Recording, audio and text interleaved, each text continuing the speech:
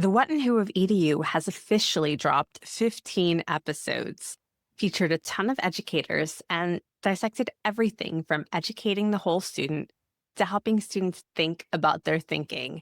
But somehow, in all of that podcasting, we forgot to introduce ourselves.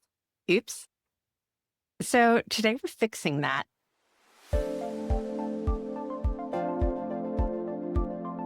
Welcome to a special episode of The What and Who of EDU, the podcast that digs into the data, spotlights practical tips, and occasionally sneaks in a reference to high T or psychological grit.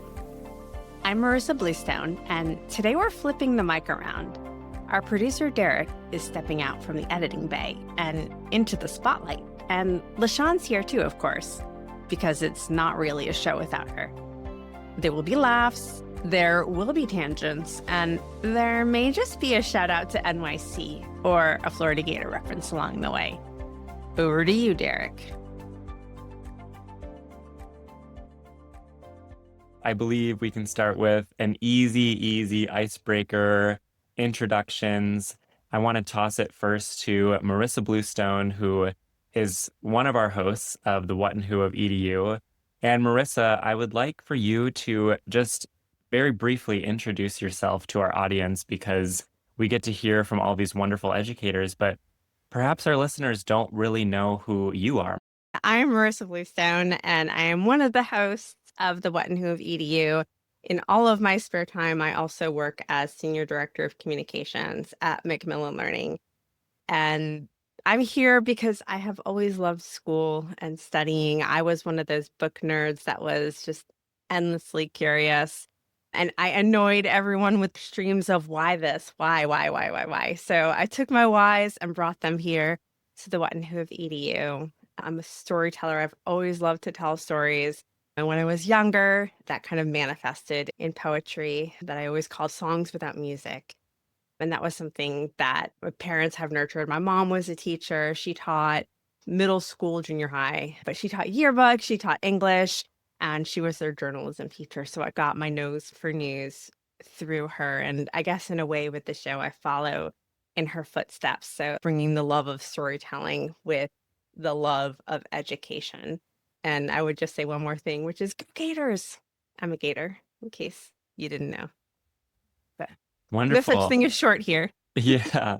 Before I pass it off to LaShawn, Marisa, you mentioned your love of storytelling. I'm curious, how is the art of storytelling different with podcasting compared to writing blogs, press releases, internal stories about our executives? I would love to hear from you taking on this podcast journey and how that has changed the craft of storytelling for you. It's a different kind of story altogether. With the blogs and with the other communications I do at Macmillan Learning, I'm telling a story that I want to tell. What I'm doing here is curating other people's stories. So helping to find a way to weave the narrative together. And they have lived experiences teaching that I certainly don't, because I've never been a teacher. So it's more me stepping back and listening to the stories unfold as I walk you through it. Awesome. Okay. With that, I'd like to toss it then to LaShawn, who is the other host of the What and Who of EDU. LaShawn, we know you are the Director of Inclusive Pedagogy. That is how you introduce yourself on our episodes. But beyond that, our listeners may not know much about you. So I would love to hear what you would like to share today. I'm LaShawn, as everybody knows. I would say things that are important to know about me. I have worked in education for about 15 years prior to being at Macmillan. I worked in both higher education and also in secondary schools. I did a brief stint in tech before coming over to Macmillan. But I think hearing Marisa talk about the power of storytelling and loving the craft, I consider it a gift when people are able to share their stories with us, when they want to share their stories with us. And though I don't consider myself a storyteller, I think it's a great privilege to be a conduit and to moderate those types of conversations where people feel comfortable enough to share their stories with us. So this podcast has been, I think, a really wonderful experience for me, that even though I'm no longer in schools, I'm not in the classroom, not walking the halls day to day, I still have loved hearing the stories and feeling like I'm transplanted back into those spaces. You are a storyteller, LaShawn. You very much tell stories through your interviews, but we haven't heard about Derek, so let's hear about Derek. Mhm. Oh, I was not prepared for this, Marisa. So my life is behind the camera with the microphone off as producer for the What and Who of EDU. I am not one of the hosts. I leave that to the lovely Marisa and LaShawn. What can I say? My background is in language and literature, so that I think is just inherently connected to storytelling. Big reader, big movie buff, but not the kind of like Hollywood blockbusters that people would be familiar with, more like the French New Wave of the 1960s. So that's my background is in literature, film from the 18th through the 20th century. And I've carried that with me, that craft and that interest in telling stories into my role as senior communication specialist at Macmillan Learning. So I do a lot of storytelling. However, my name might not always be on it, and a lot of it takes place behind the scenes. He's a rock star.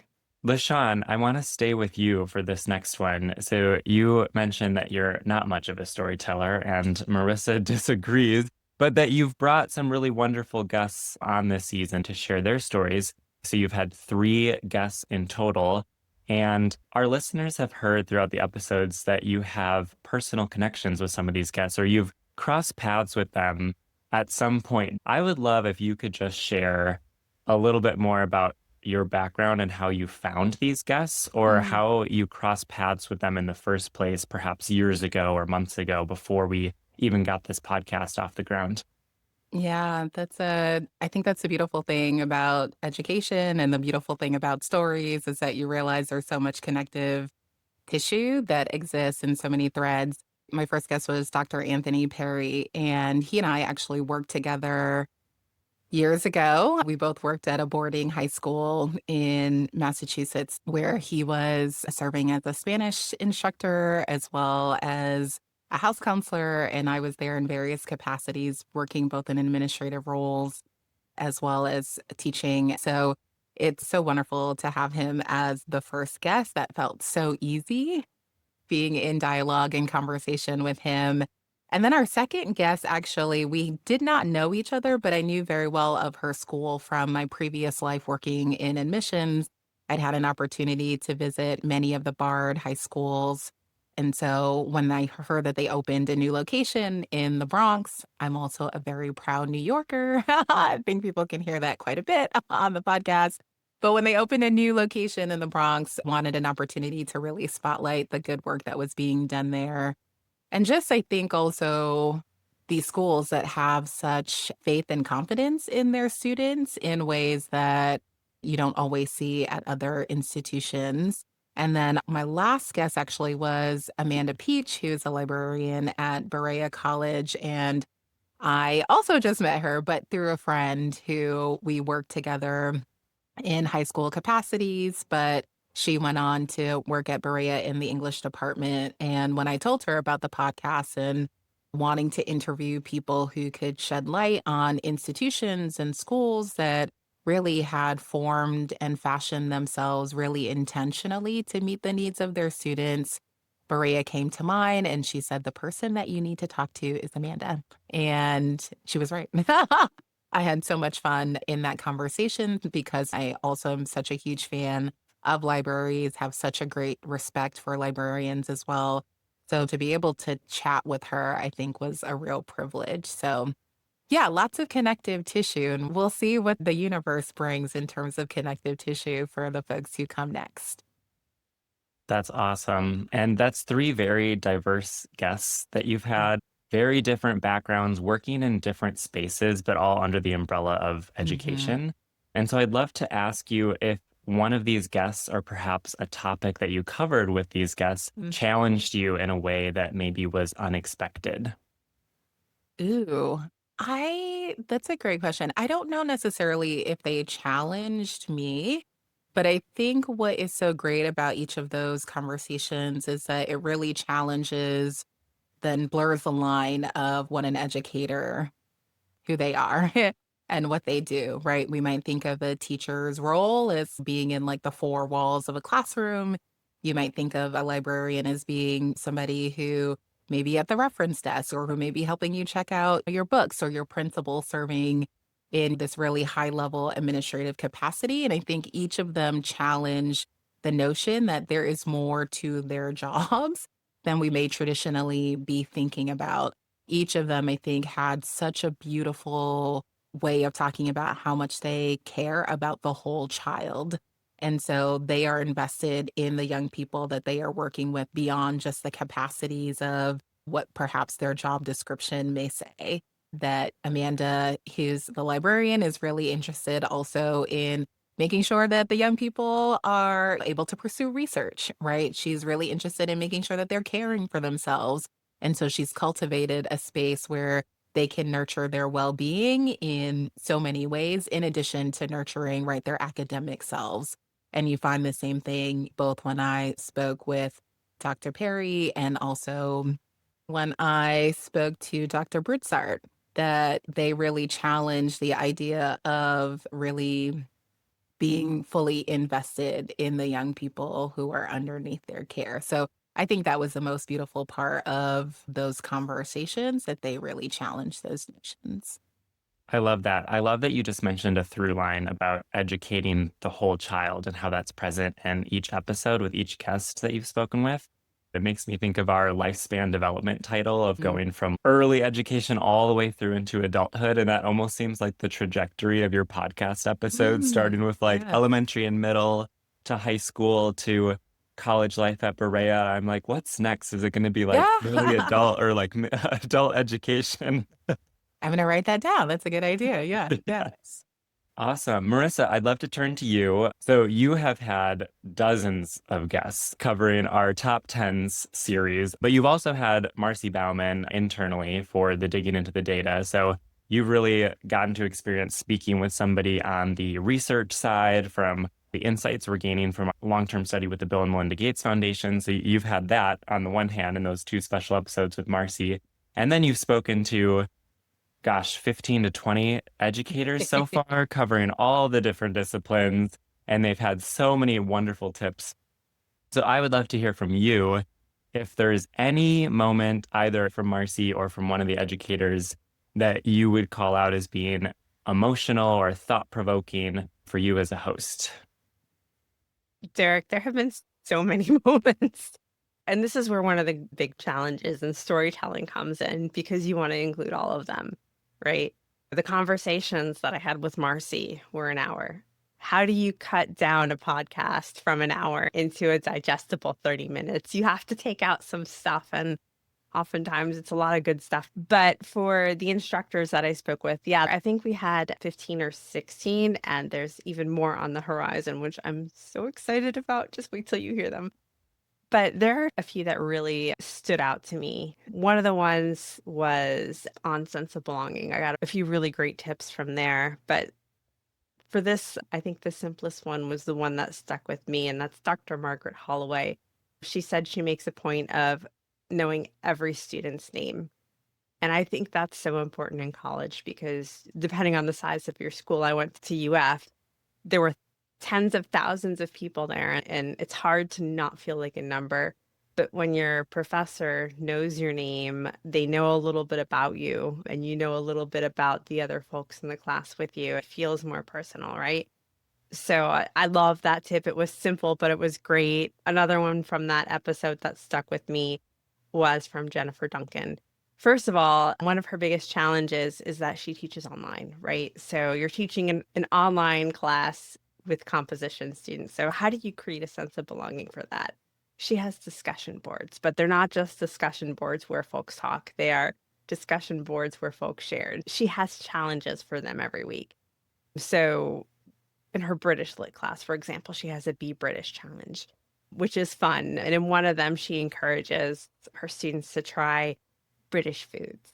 And the student had high tea with his grandma and took pictures and shared it with this discussion board. And now all of this group who really didn't have much to say to each other before all thought it was adorable that he was having high tea with his grandma, and it sparked conversation. And I can't think of a better way to make students feel like they're part of something than having something that they all do that also might potentially involve snacks. Awesome. There are so many tips that these educators have given us. Countless. You could count them, but I'm going to say countless at this point. One that really has stuck out to me, if I may jump in, it comes from Kendra Thomas, who actually, her tip I thought was perfect, not just for educators, but really for anyone in their careers. And it's this little matrix that she draws, like a 4x4 square, where she does like, this took a lot of work, but the impact was low, or this didn't take a lot of work, but the impact was high. And the way she organizes those, I thought was just wonderful and something that I want to start doing in my own role to really better evaluate like where I'm spending my time and what has the highest impact. And I think it's something that students can do, that educators can do, and also that any of us can do in our current roles. Yeah, another one from that episode that I absolutely loved is to remember why you're doing it in the first place, right? And the impact that you have on the students that are in the class. Because I personally have benefited from teachers. They've changed the entire trajectory of my life, right? When one of them tells me that I'm a great writer, that's something that sticks. And it says, this is something that I can do and I can do well. So maybe I ought to think more about it. And those kinds of comments where just acknowledging something that you're good at, they have an impact far beyond what an instructor may even know. So I love that tip as well. Definitely. Okay, before I shift over to our next set of questions, I do want to ask LaShawn one of these as well. And that is, if there was an especially thought-provoking or emotional moment for you as a host with one of our guests. I think for me, the most emotional moments are whenever any of our guests talk about the students that they're working with. So Dr. Perry talks about a moment with one of his students who is very excitable and the ways in which other people who are in that environment, you need to match Charlie's energy. So those are the moments I think for me that matter the most in the conversations when we're able to go back to the students that each of our podcasters have the opportunity to work with.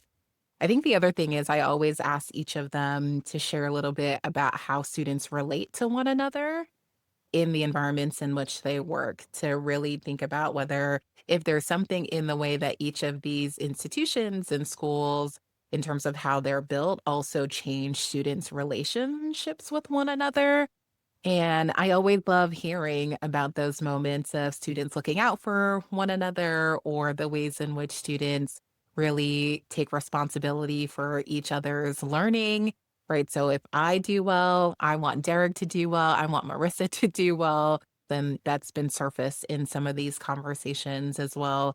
So I think those are probably the more emotional moments or thought provoking is really whenever there's a story about a student or when our guests are talking about the way students really hold and care for each other in a very different way because of the environment that's modeled for them. I think one of my favorite questions that you ask, and you've asked this question at least twice, if not in all 3 episodes, you ask the guest, who is the student that you all are graduating? Or Mhm. it's formulated in such a great Yeah. way. And I think it's a thought-provoking question for the guest to like really think Mhm. about, who is the student that we're graduating? Yeah. Who is the student that when they leave here and they enter the world, what are they prepared for? Are they prepared for the challenges they're going to face? Are they ready to tackle the opportunities that await them? So I love that question. Keep asking it. Yeah. Thank you. I think part of that is we know, right? All of our teachers, all of our schools, they have content that they need to get through as part of, right, their requirements for you to graduate.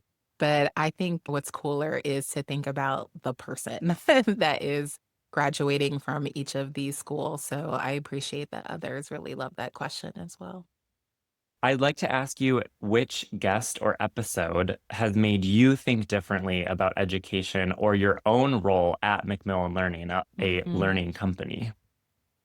Yeah. Ooh. I feel, oh gosh, they're all so good. I just can't choose one.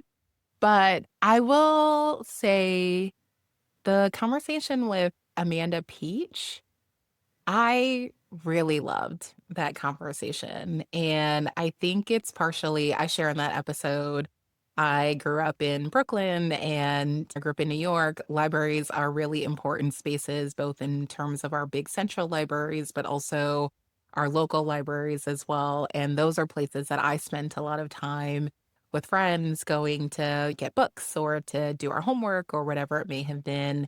And I think there's a point at which I don't know if I was like fully cognizant of the role that libraries held in my own life, both when I was just a student, whether it's in elementary, middle, all the way through college, or the role that I know it presently plays as an adult in my life as well. I think libraries are such important spaces, and I talk a lot about third spaces being important for everyone, not just young people, but for everybody in these times where we need to be accessing resources and community, et cetera. So I think that episode, I think, feels really important to me.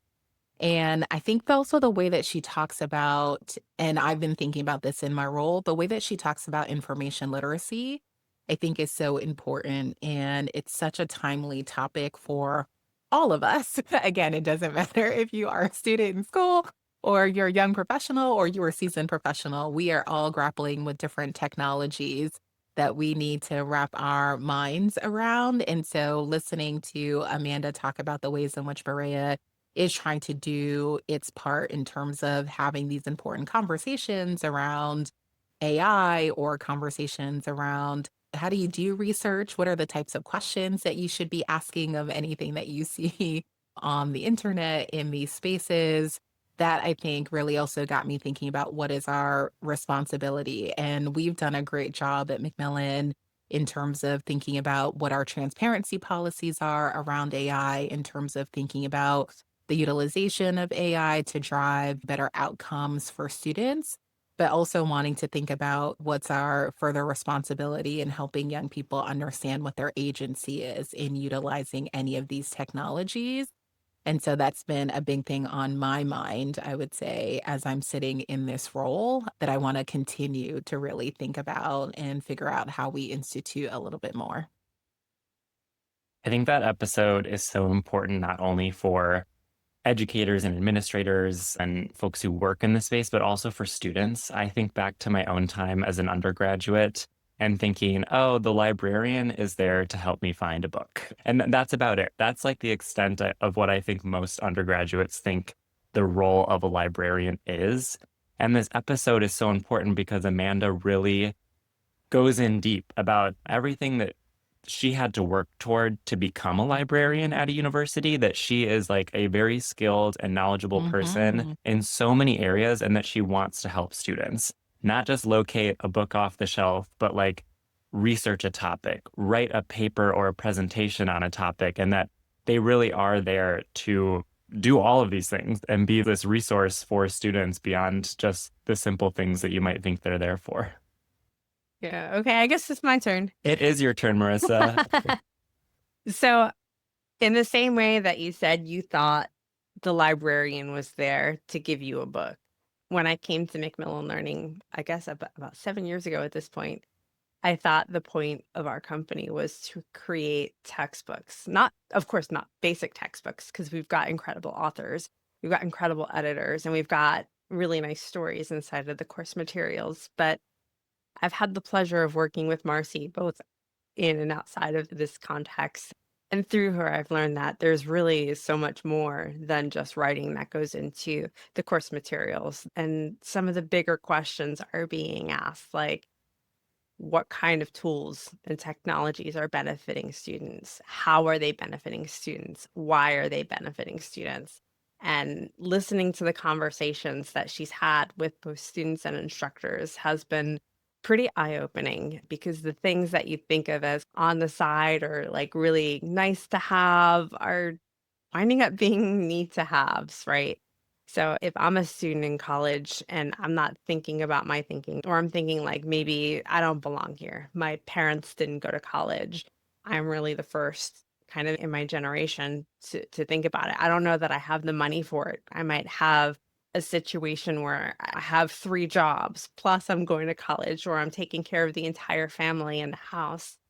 How do we support these students? You look a lot of outside of the archetype, LaShawn, in your podcast, but what I've learned from Marcy is there might not necessarily be an archetype the way that we think there is, because students aren't the same and they all have different needs. And what I'm learning through Marcy is that we can solve some of these needs, right? We're not going to be able to get the 3 jobs taken care of, right? We can't do that for them. But what we can do is create materials or technologies where they can access them, like they can scroll through their phone, or they can take adaptive quizzes in their spare time, or they can have an AI tutor that supports them, where they can ask the questions at 3 o'clock in the morning and ask it in different ways so that they don't have to keep emailing their professor. They might not feel comfortable doing that, but they might feel comfortable asking an AI the same question 20 times in different ways to make sure they got it.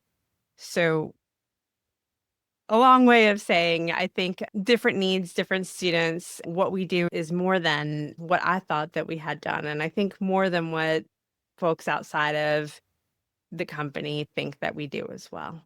Awesome. Okay. Marisa, so this podcast has been a dream of yours for years. Ever since I first met you 4 years ago now, this is something that you spoke to me about. However, the podcast, the general idea for this podcast was a lot different, I think, than what actually came to be. And so I would love to know a little bit more about the podcast journey, and then also what's a dream segment or experiment that you would love to try on our podcast? So originally, the dream for the podcast happened around the time of COVID when we were looking for new ways of connecting with instructors and students. It wasn't the right time, though, and the segment that we had in mind wasn't exactly the right segment. Originally, you mentioned it was different, and it was very different. It was called Why This, Why Now?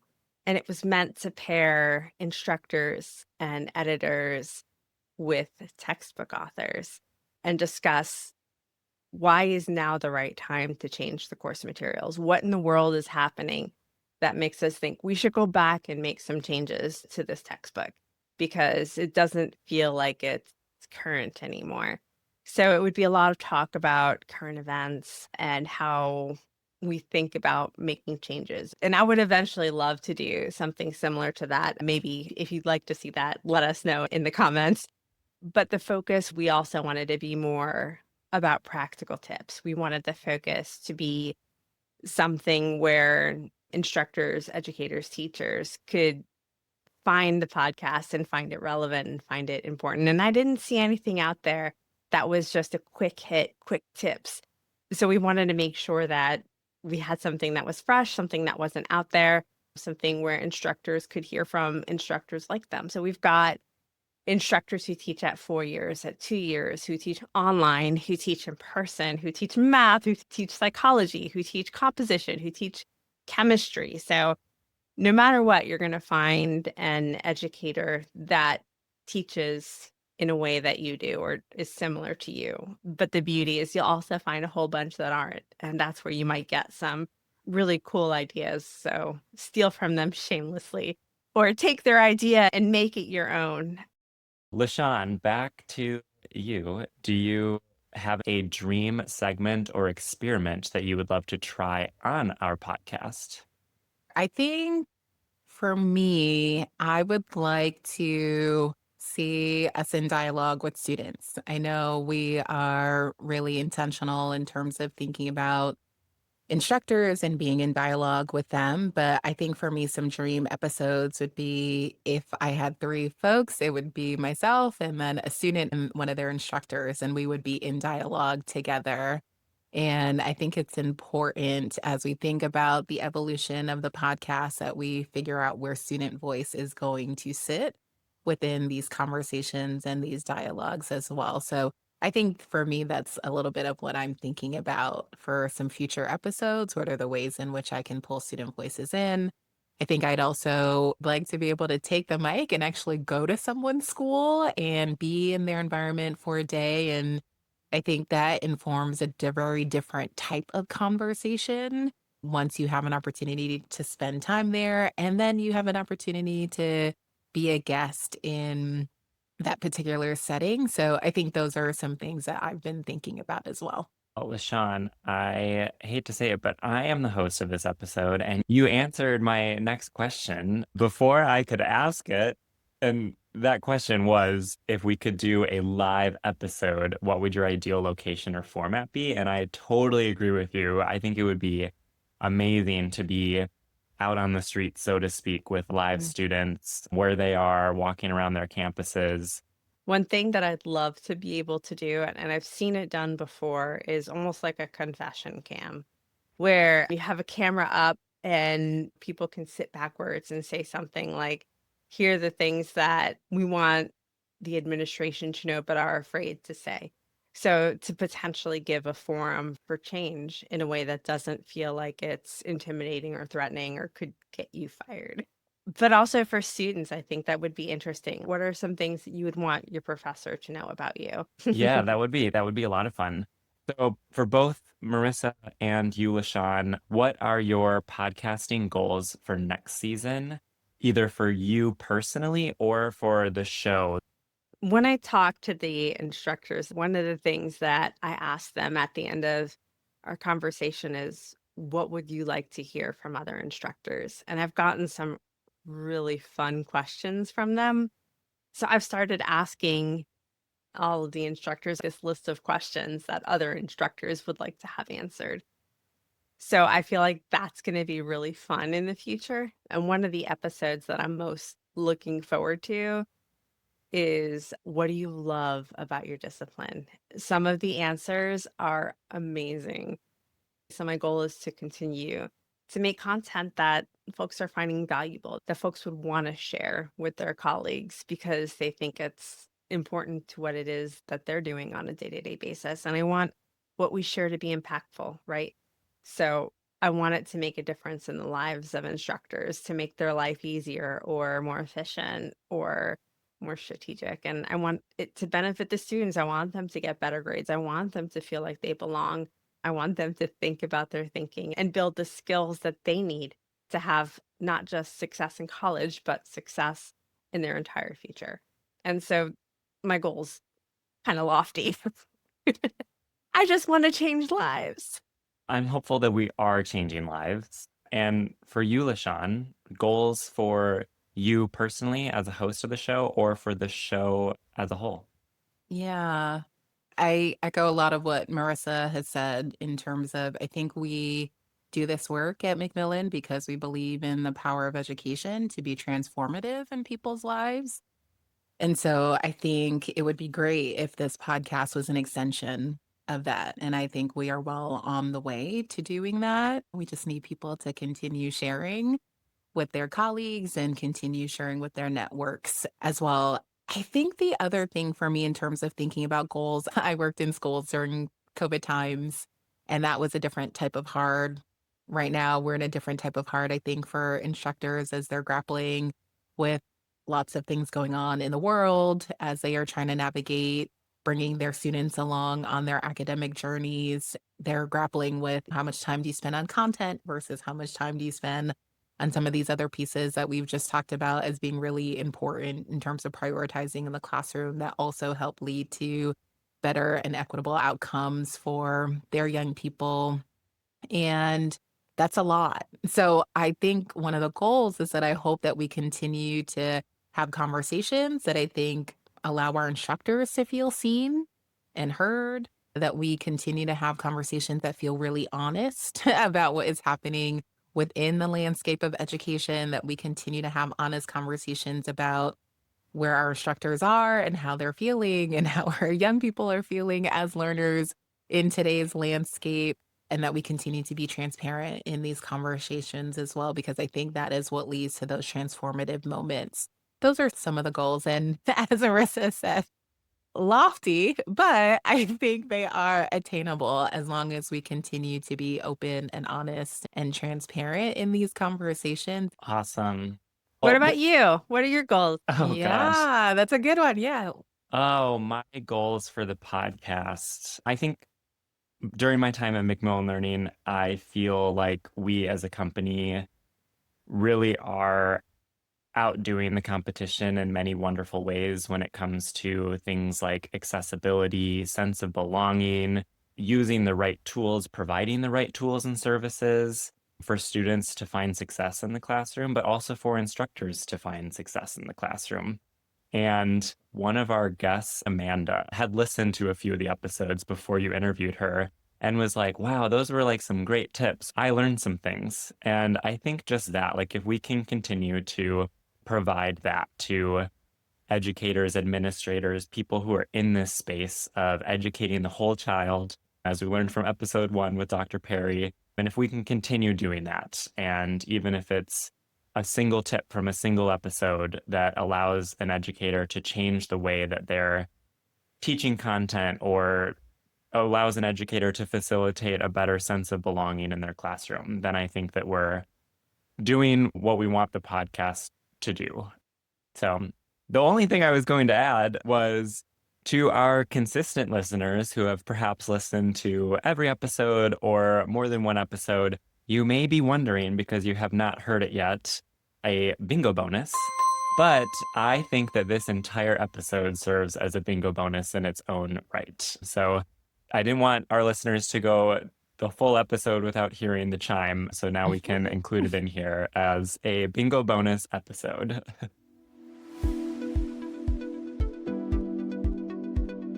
So what did we learn today? 1, LaShawn is a storyteller no matter how much she tries to deny it. 2, Derek isn't just a producer. He basically is our podcast therapist / structure keeper / French New Wave film fan. And 3, I apparently can say anything briefly, but hey, that's why we have editing and Derek. And maybe most importantly, this show works because it's built on care. Care for educators, care for students, and care for the stories that are shaping both. So whether you've listened to all the episodes or this is your first, we're so glad you're here. And we hope these conversations sparked an idea, gave you that nudge to sub the podcast, or at least made your commute a little bit more interesting.